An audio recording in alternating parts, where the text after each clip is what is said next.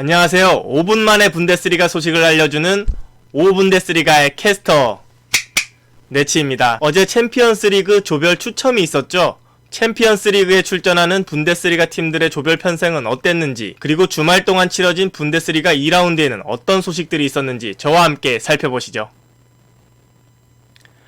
분데스리가 2라운드에선 종로에서 뺨 맞고 한강에서 화풀이한 두 팀이 있습니다. 개막전 부진했던 라이프치히와 레버쿠젠인데요. 2라운드에선 각각 4대0 승리로 체면을 세웠습니다. 소보슬라이 선수와 디아비 선수가 활약했다고 하네요. 코리안 분데스리가 소식도 빼놓을 수 없습니다. 이변의 중심에 정우영 선수가 있었는데요. 프라이부르크는 2라운드 도르트문트를 만나 짜릿한 2대1 승리를 거뒀는데요. 정우영 선수가 결승골의 기점 역할을 했습니다. 그리고 챔피언스리그 조 추첨 소식이 있었습니다. 라이프치히는 죽음의 조에 배치되며 험난한 시즌을 예고했습니다. 미네는 쉽지 않지만 무난한 조에, 도르트문트와 볼프스부르크는 비교적 쉬운 조에 편성되었습니다. 먼저 분데스리가 2라운드 소식입니다. 개막전 마인츠에게 패배하며 체면을 구겼던 라이프치히가 소보슬라이 선수의 환상적인 멀티골을 앞세우며 4대0 대승을 거뒀습니다. 소보슬라이 선수는 전반 38분 감각적인 오른발 킥으로 선제골을 넣었고요. 후반 52분에는 환상적인 장거리 프리킥으로 팀의 세 번째 골을 기록했습니다.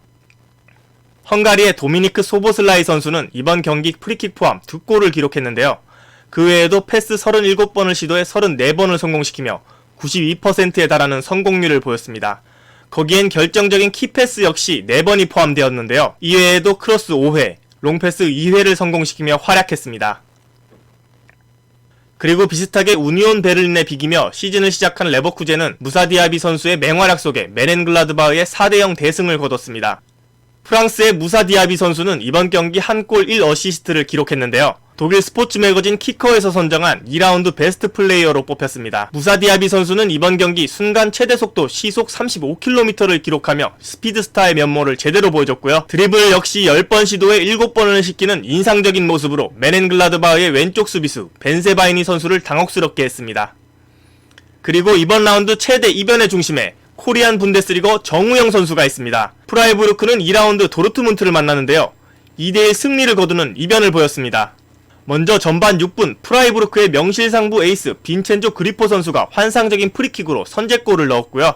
후반 53분 정우영 선수가 왼쪽에서 크로스를 올린 것을 프라이부르크 선수가 헤딩으로 떨어뜨려줬고, 롤랜드 살라이 선수가 감각적인 발리슛으로 추가골을 성공시켰습니다. 이 추가골이 결승골이 되었는데요. 결승골의 기점이 된 크로스를 올린 우리나라의 정우영 선수는 무엇보다 이번 라운드 빈첸조 그리포 선수와 롤랜드 살라이 선수와의 조화를 보여줬다는 게 가장 큰 성과이고요. 패스 성공률도 11번을 시도해 7번을 성공시키는 64%의 나쁘지 않은 정확도를 보였습니다. 그럼에도 전반 추가골을 넣을 수 있었던 기회에서 빅찬스 미스 1회는 개선해야 될 점으로 남겨뒀습니다.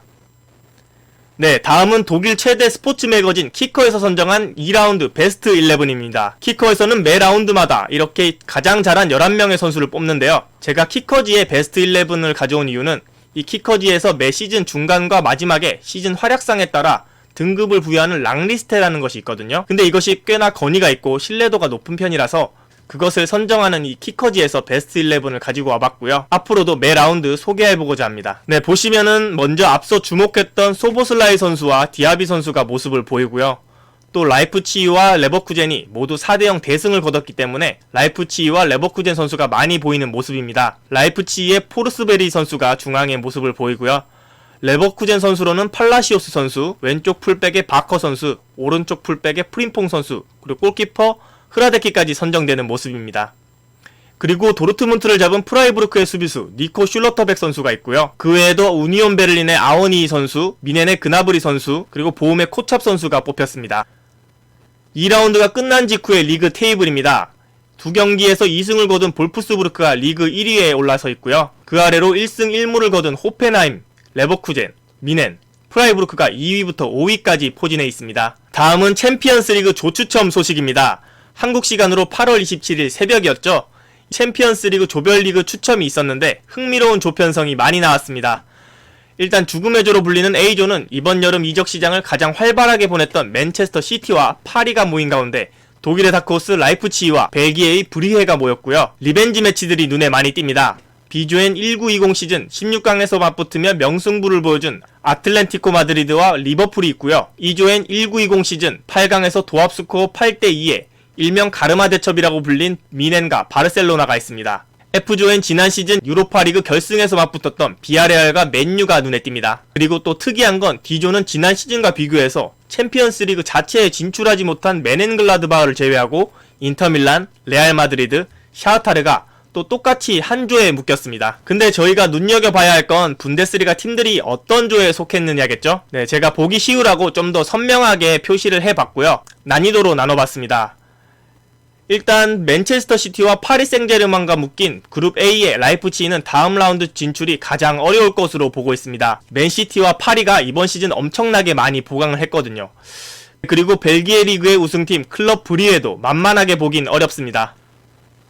반면 그룹 C의 도르트문트는 비교적 쉬운 조에 배치받은 느낌입니다. 물론 스포르팅, 아약스, 베식타스 모두 각 리그에서 우승을 한 강팀들이지만 최근 챔피언스 리그에서의 전력은 도르트문트가 가장 앞서 나간다고 할 수 있고요. 그룹 위의 바이에른 뮌헨은 쉽진 않지만 무난한 보통의 난이도로 평가할 수 있겠습니다. 스페인의 양대산맥 바르셀로나, 포르투갈의 강팀 벤피카, 우크라이나 리그 우승팀 디나모 키예프까지 다들 강한 팀이지만 바이에른 뮌헨의 강력함이 다른 팀의 전력보다 한 수 위로 평가받고 있기 때문입니다. 그룹 G도 팀들의 면모는 강력합니다. 프랑스 리그왕 우승팀 릴, 스페인 라리가 4위 세비야, 오스트리아 리그 우승팀 짤츠부르크까지. 하지만 오랜만에 챔피언스 리그 출전으로 4포트에 배정되면서 어딜 가든 죽음의 조를 스스로가 만드는 상황이었는데 그런 배경을 감안하면 남은 조에서 가장 할만한 조에 편성된 것이라고 생각하는 볼프스부르크입니다. 하지만 이게 난이도 예상이 그렇다는 것이고 경기는 해봐야 하는 법이겠죠? 아무쪼록 분데스리가 팀들이 챔피언스 리그에서 좋은 성적 거두길 바라겠습니다. 네, 이렇게 해서 분데스리가 2라운드 주차에 있었던 소식들을 알아봤는데요. 또 다음 라운드엔 어떤 소식들이 있을지 기대가 되고요. 저 캐스터 네츠 역시도 더 재미있는 소식으로 다시 찾아뵙겠습니다. 그럼 안녕.